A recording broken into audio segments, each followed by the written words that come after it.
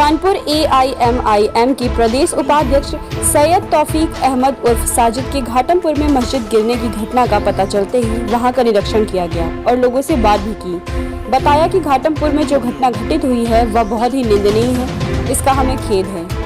AIMIM के प्रदेश उपाध्यक्ष ने बताया कि मस्जिद के ऊपर बुलडोजर चलाया गया, इसमें कुरान की किताबें नीचे दब गई। वहां के लोग चिल्लाते रह गए, कम से कम उन किताबों को हटाने का मौका दिया जाए, लेकिन ऐसा नहीं हुआ। वहीं मस्जिद का इम्प्लीमेंट न होने के चलते मौजूदा सरकार के द्वारा ये कार्रवाई की गई।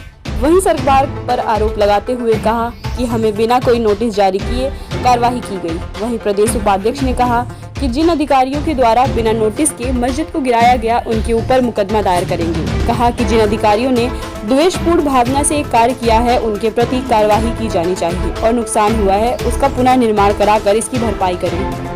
मैं सैयद तौफीक अहमद उर्फ साजिद MIM पार्टी से प्रदेश उपाध्यक्ष हूँ।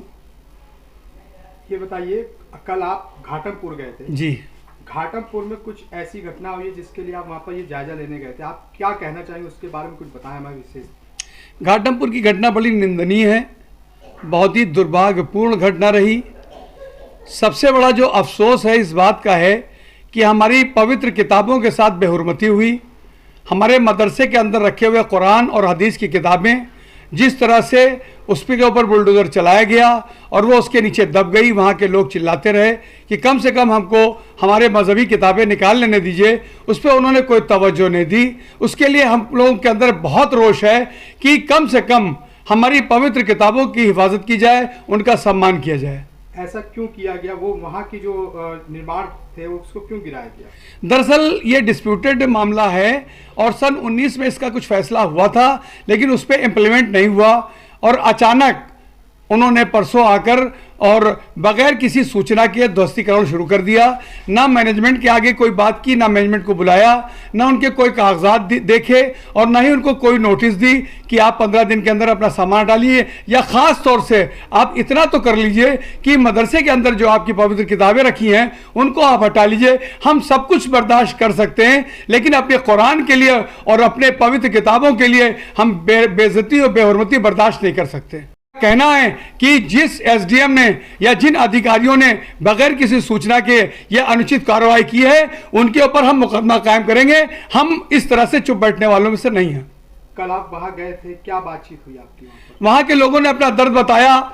जो विवादित जगह जिसको वो बता रहे हैं उसको उन्होंने नहीं तोड़ा। जो अथराइज जगह थी, जो गेट था, जो बाउंड्रीज थी और जो बाउंड्रीज से मुतसिल जो कमरे थे उनको उन्होंने तोड़ दिया। जो अपने में एक अथराइज जगह थी उसको उन्होंने तोड़ा। उनके इरादा तो पूरा ये था कि 4 घंटे के अंदर पूरी जितनी बिल्डिंग है, चाहे वो स्कूल हो, चाहे मदरसा हो और चाहे वो मस्जिद हो, सबको ध्वस्त कर दें। लेकिन चूंकि वहाँ लोग पहुँच गए, उन्होंने जब विरोध किया तो वो जल्दी जल्दी करके वो भाग गए।